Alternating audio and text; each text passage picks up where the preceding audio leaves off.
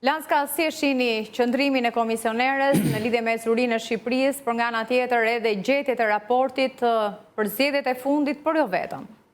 Kemi parë edhe në raste të tjera analoge ku komisioner të ndryshëm apo ambasador të ndryshëm na e kanë bërë vendin ton një paraqitje surreale të situatës. Por ne jetojmë vetë në Shqipëri. Ne jetojmë vetë në Shqipëri dhe nuk mund të na e thot Marta Kost se si ka mundësi që një qeveri që ka një ministër të brendshëm të dënuar për korrupsion, 2 zëvendës kryeministra, njëri arratisur, tjetra pret që të arrestohet, kryetarin e bashkisë më të madhe dhe të kryeqytetit në Burg dhe gjithë ato, po themi, përgjime që kanë dalë nga SKJCC që vërtetojnë se krimi organizuar ty të emron ministra të brendshëm, të emron drejtor të përgjithshëm të policisë shtetit, të emron drejtor të policisë të qarqeve, të emron deputet të mazhorancës dhe gjitha këto problematikat nuk ka nevojë na e tregojë ne as raportet, as Marta Kost, as kush do tjetër që nuk jeton këtu me ne, sepse ne i shohim çdo ditë dhe jetojmë me këto problematika. Do tjetë mundur që në 2027 të mbyllen negociatat? Për mendimin tim mund të mbyllen që nesër negociatat, sepse nuk është ndonjë habije madhe, por çështja është se ata që të pranojnë ty në Bashkimin Evropian. Nuk i mbyllim në negociatat. Nëse nuk do të arrijmë standardet, do të mbyllte Bashkimi Evropian negociatat?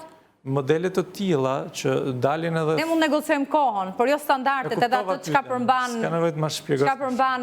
e drejta e Bashkimit Evropian. Tani, gjithë ne shikojmë që nga njëra anë ke një deklaratë zonjës Kost, nga ana tjetër ke një raport po të Bashkimit Evropian, e cila e nxin Shqipërinë. Tani, merr cilën dush ti, le cilën dush. Ajo që po them unë është se ne jetojmë vetë këtu dhe s'kemi nevojë as të referohemi atyre, as të marrim se çfarë na tregojnë ata se si jemi ne. Ne shikojmë vetë se si jemi. Kështu që a mund të jetë Shqipëria e këtij niveli pjesë e një bashkimi evropian ku bën pjesë Gjermania, Franca, Italia, Spanja, shtetet të cilat janë të konsoliduara për sa i përket lirive, drejtave të njerëzit. Pjesë Rumania e Bullgaria, kjo e fundit një standard minimal për sa i përket të ardhurave. Shumë larg, pavarësisht se ata po themi krahasimisht me shtetet tjera të zhvilluara të Bashkimit Evropian janë prapë larg. Dy skajet, Bullgaria dhe Luksemburgu, nëse shohim të ardhurat. Sa mund krahasohemi ne me Bullgarinë apo me Rumaninë?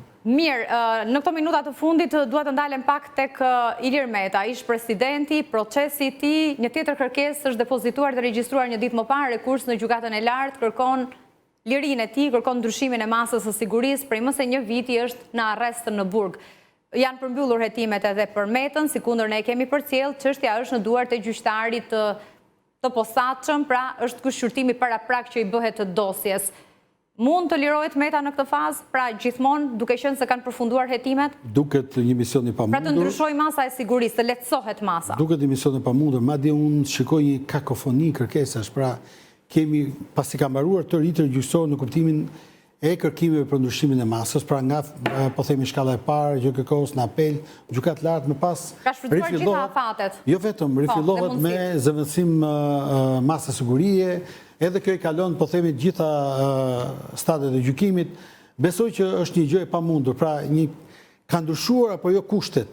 Zëvendësimi masës bazohet pikërisht në këtë element shumë të rëndësishëm. Nëse nuk ka ndryshim kushtet. A përmbushen ato kushtet që ta mbash në arrest në Burg? Tashmë duam apo s'duam. Mund të dëmtoj prova në këtë fazë, është rrezikshëm për shoqërinë, ka rrezik të largohet. Këto janë 3 kriteret. E kuptoj, po pasi tashmë kjo kërkesë është rrëzuar, pra e kemi është mbarë një vendimarrje nga momenti që janë mbyllur hetimet dhe kemi qenë në seancën paraprake.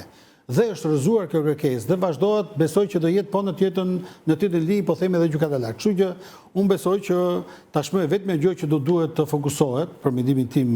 Duket po bën luftimin për ta çuar deri në Strasburg, të paktën sipas deklarimit të avokatit. Po jo, edhe këtu janë kërkesat shumë të përsëritura, pra në një farë kuptimi kërkesa mund të bëhet për zëvendësimin e masës vetëm kur realisht kemi një ndryshim të kushteve.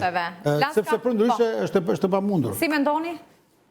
Mendimi im permanent në rastet të tilla ka qenë gjithmonë që ata të cilët akuzohet të duhet që të kenë një mas sigurimi më të lehtë se sa i me burg. Pse? Marrim rastin e zotit Sarkozy, ish presidentit francez. Nuk u arrestua përpara, pra u hetua në gjendje të lirë, u konkludua, u gjykua në gjendje të lirë.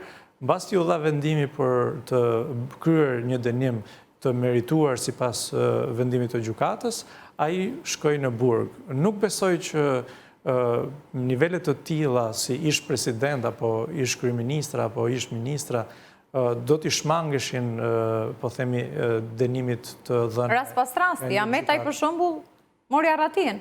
Ametaj mori arratin sepse ai besohet që ka informacionet të vlefshme për pjesën tjetër. E qartë, atëherë gjykata e lartë të vijim të analizës tuaj mund të jap një mas më të lehtë sigurie për Metën? Në kushtet të tilla, marrë nga eksperienca ime si avokat, gjatë kohës që kalohet në gjykim të çështjes, mua personalisht, por edhe nga ajo çfarë unë kam ndjekur në seanca të ndryshme gjyqësore, nuk ka patur raste që t'i zëvendësohet masa e sigurimit gjatë kohës që je në gjykim. E qartë. Shumë kënaqësi tu kisha në studio. Faleminderit për kohën zotërin. Shkojmë në një hapësirë të shkurtër publicitare, kthehemi pas pak.